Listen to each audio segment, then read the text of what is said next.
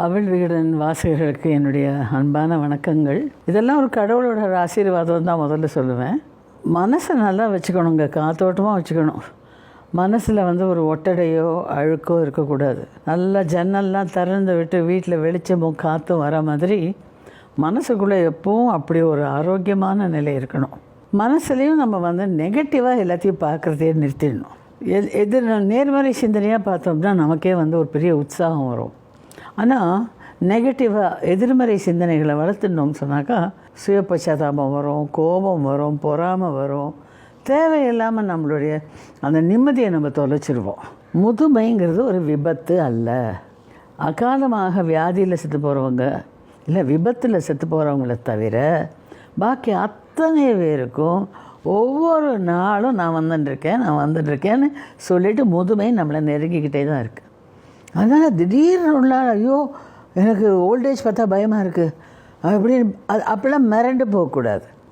நமக்கு 40 வயசு ஆகும்போதே 3 தளங்கள்லேருந்து நம்மளை தயார் பண்ணிக்கிறோம். எப்படி ஆரோக்கியம் பற்றி நான் 3 சொன்னேனோ அதே மாதிரி முதுமையை எதிர்நோக்க நம்ம முதல்ல யார்கிட்டையும் போய் நிற்கக்கூடாது, சார்ந்து இருக்கக்கூடாது.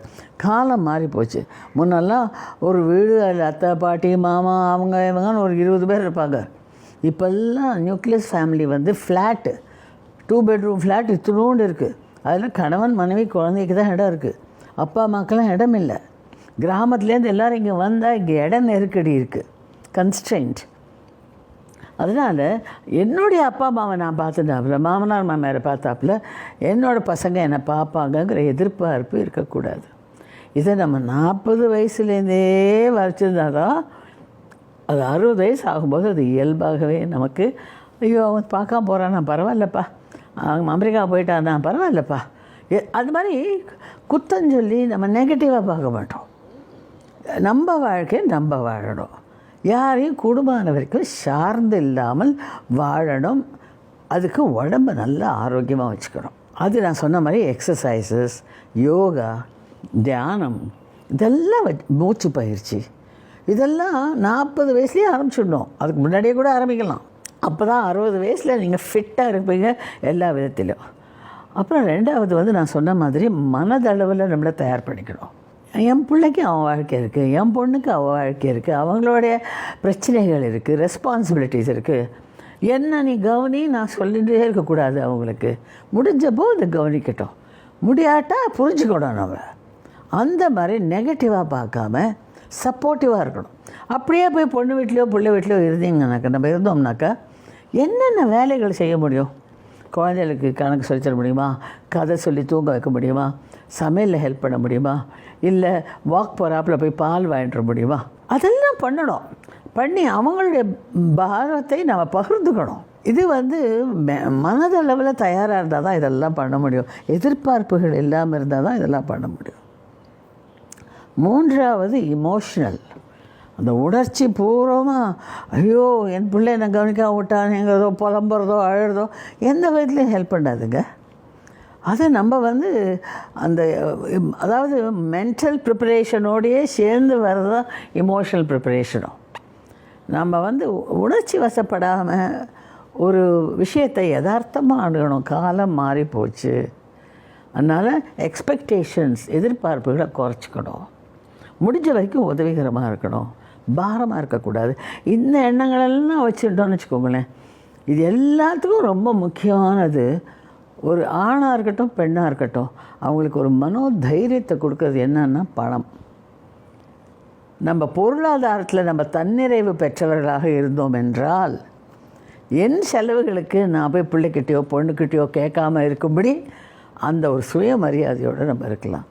இதுக்கு என்ன பண்ணணும்?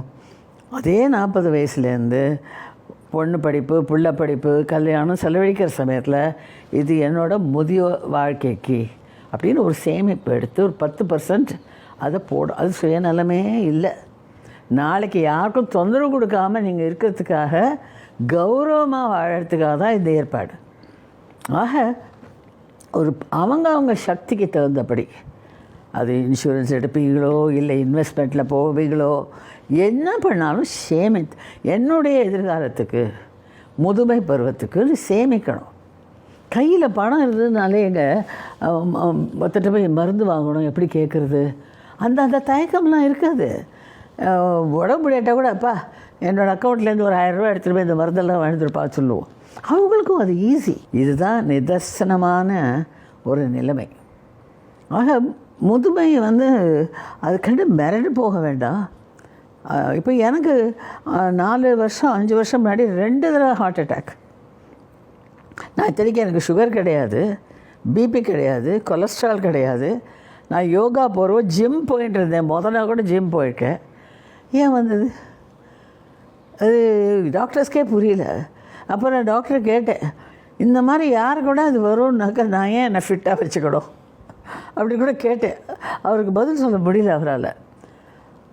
முதல் தடவை வந்த உடனே 11 மாதத்தில் செகண்ட் ஹார்ட் அட்டாக். அப்போ தான் பைபாஸ் பண்ணாங்க. ஸோ அதுக்கப்புறமே நான் வந்து நிலைமையை புரிஞ்சுட்டு இனிமேல் எனக்கு சில ரெஸ்ட்ரிக்ஷன்ஸ் இருக்குது. பழையபடி துள்ளி குதிச்சு எல்லாம் பண்ணக்கூடாது. இந்த உடம்புக்கு முடியலன்னு அது சொல்லிட்டுனா நம்ம அதை கேட்கணும். முழங்கால் வலிச்சதுன்னா சானியம் பிடிச்ச முழங்கால் வலிக்கிறதுன்னு சொல்லக்கூடாது. நான் என்னோடய முழங்கால் வலிச்சதுன்னா ஐயோ இத்தனை வருஷம் நீ எனக்கு என்ன மானம் வந்திருக்கேன், எத்தனை மலை ஏறி இருக்கேன், எத்தனை டான்ஸ் ஆடி இருக்கேன், எங்கெல்லாம் பயணிச்சிருக்கேன், இப்போ உனக்கு முடியலன்னா நான் உன்னை பார்த்துக்கிறேம்மான்னு தான் சொல்வேன். அந்த மாதிரி ஒரு ஆரோக்கியமான சிந்தனையோடு இருக்கணும். ஒரு செல்ஃப் சிம்பத்தி, சுய பச்சாதாபம், நெகட்டிவ் ஐயோ அவள் நல்லா இருக்காளே நமக்கு இப்படி ஆகிடுத்து, அதெல்லாம் ரொம்ப தப்பு. அது நம்ம எந்த விதத்துலையும் நமக்கு வந்து நல்ல வாழ்க்கை, ஒரு அர்த்தமுள்ள வாழ்க்கை வாழ அதெல்லாம் உதவவே உதவாது. முதுமையெல்லாம் நான் கொண்டாடுறதெல்லாம் இல்லை, அதை ஏற்றுக்கொண்டிருக்கிறேன். ரொம்ப கௌரவமாக, கிரேஸ்ஃபுல்னு ஆங்கிலத்தில் வார்த்தை இருக்குது பார்த்தீங்களா, அந்த கிரேஸ்ஃபுல்லாக என் முதுமையை நான் ஏற்றுக்கொண்டிருக்கிறேன். என்னோடய குறை எல்லாத்தையும் உடம்பில் இருக்க இப்போ குறைகளையோ அல்லது சில இயலாமைகளையோ நான் பெருசு பண்ணுறதில்ல. இட்ஸ் ஓகே, இட்ஸ் ஓகே, அப்படி விட்டுட்டு போயிட்டே இருக்கணும். என்னோட ரொம்ப பெரிய ஆசை, நான் எப்போவுமே ப்ரே பண்ணுறச்சே கூட சொல்வேன், I want to live gracefully, age gracefully and die gracefully. ஒரு நளினமாக வாழணும், நளினமாக வயசாகணும், நளினமாக மரணம் வரணும். எனக்கு இப்போ 80 வயசு, 81 வயசு.